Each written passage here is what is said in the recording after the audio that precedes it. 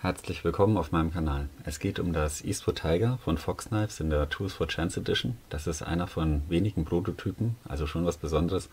Das Design kommt hier ganz unverkennbar von Rudy van Poppel, sozusagen der Meister der Bowie-Klingen. Die tauchen bei ihm sehr häufig auf. Auch hier findet man eine schöne große Bowie-Klinge vor. Ja, wie ich zu diesem Eastwood Tiger Prototypen kam, erzähle ich euch am Ende des Videos. Jetzt geht es direkt los mit dem Griff. Das ist hier Weinrot, eloxiertes Aluminium. Die Oberfläche ist etwas angeraut, fühlt sich an wie leicht benutztes 2000er Schmirgelpapier. Also eine wirklich angenehme Haptik. Bei den Prototypen befinden sich beidseitig rund um die Klingenachse weiße Tattoos. Ja, ob das jetzt Maori-Tattoos sind, kann ich nicht sagen, aber diese Tattoos hat Rudy van Poppel irgendwo genauso auf seiner Haut. Ja, darauf wurde dann in der Serienfertigung allerdings verzichtet, ist somit ein Alleinstellungsmerkmal der Prototypen. Kurz zum Aufbau: Innerhalb dieser ausgefrästen Alugriffschalen befinden sich Stahlliner mit Aussparungen zur Gewichtsersparnis. Auf der rechten Seite befindet sich hier vertieft der Linerlock, lässt sich aber dennoch sehr angenehm bedienen.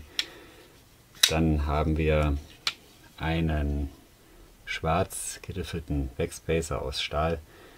Der beherbergt hier ein Lanyardloch, das ist eine sehr aufgeräumte Lösung. Hier ist ein großer schwarzer Clip zu sehen, der nimmt ein wenig die schwungvolle Linie des Griffrückens auf. Auch sehr schön gemacht.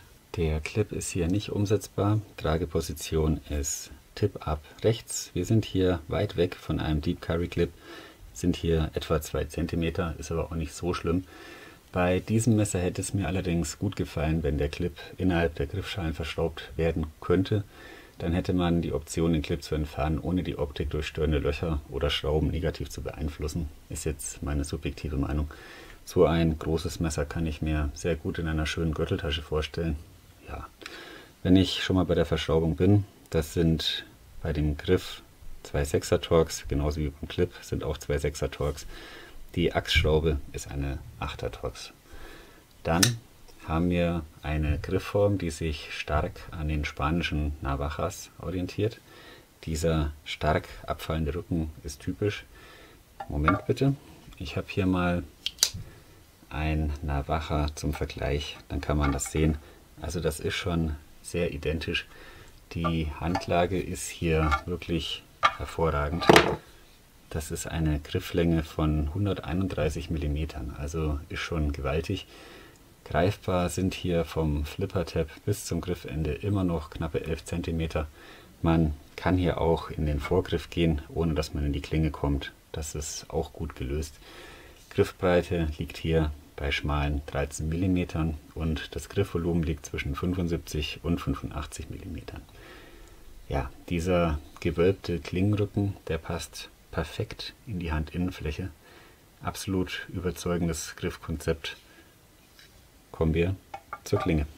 Wir haben hier eine 96 mm lange Bowie-Klinge. Effektiv sind es dann immer noch 91 mm. Mal kurz zum Vergleich: hier ein 10er Opinel, ein Navaja und unten das Cold Steel Range Boss. Ja, das Range Boss ist aktuell mein größtes Messer. Das sind etwa so 10,5 cm Klingenlänge. Das ist dann schon wirklich heftig, aber man sieht, wie groß das Eastwood Tiger ist. Hier bloß mal zum Spaß habe ich das Sevevi Kiwi. Das ist gerade mal insgesamt so groß wie die Klinge. Also das ist schon wirklich heftig. Ja, dann sind das hier 36 mm Klingenhöhe. Auch das ist ein recht stolzer Wert für ein Klappmesser. Die Klingenbreite beträgt hier 4 mm. Etwa 2/3 wird hier der Flachschliff hochgezogen und hinter der Schneidphase habe ich an 3 Stellen jeweils 0,5 mm gemessen. Das ist für so eine brachiale Klinge ein hervorragender Wert. Hier ist eine sehr stark ausgeprägte Swedge. Ja, die Klinge ist schwarz beschichtet. Auf der einen Seite ist das von Popple-Logo. Das Strichmännchen soll eine Puppe darstellen. Ins Niederländische übersetzt heißt das dann Poppel. Das addieren wir mit diesem L und das Ergebnis ist dann Poppel. Rüdi van Poppel. Naja, jetzt kennt ihr diese Geschichte auch. Vielen Dank an Richard Scholz für die Hintergrundinfos. Gehen wir auf die andere Seite. Hier ist das Tools for Chance Logo zu sehen, dann der Hersteller Fox Knives Italy und die Stahlangabe D2.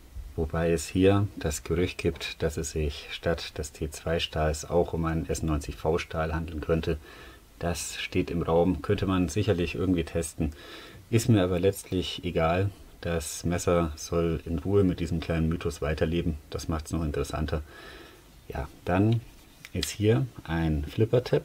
Der lässt die Klinge wirklich sehr zuverlässig aus dem Heft gleiten.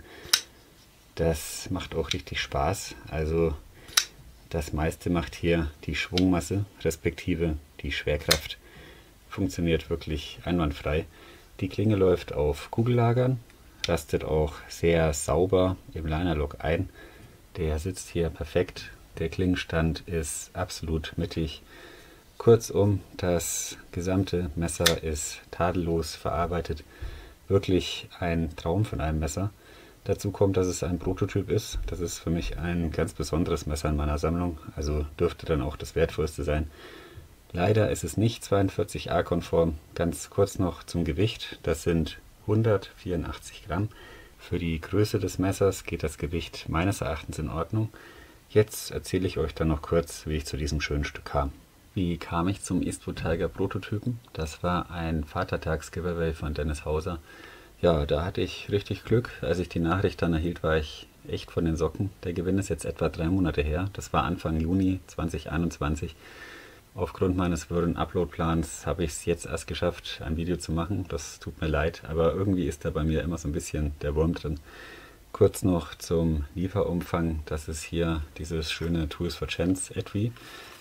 Kann man auch am Gürtel tragen. Ist wirklich hochwertig, innen schön ausgepolstert. Nochmal mit extra Fächern. Ist toll gemacht. Ja, dann dieses kleine Patch und eine kleine Visitenkarte vom Tools for Chance Team. Ich möchte mich hiermit ganz herzlich bei Dennis Hauser, bei Richard Scholz und beim ganzen Tools for Chance Team bedanken. Das lief alles absolut reibungslos und wie vorhin schon mal erwähnt, hat mir Richard Scholz meine Fragen zum Eastwood Tiger beantwortet, also bei der Recherche zu diesem Video geholfen. Das ist auch nicht selbstverständlich. Richard hat jetzt auch nicht so viel Zeit. Vielen Dank nochmal an alle. Dann würde ich sagen, war es das für heute. Vielen Dank für eure Aufmerksamkeit. Ich wünsche euch alles Gute, bleibt gesund, bis zum nächsten Mal.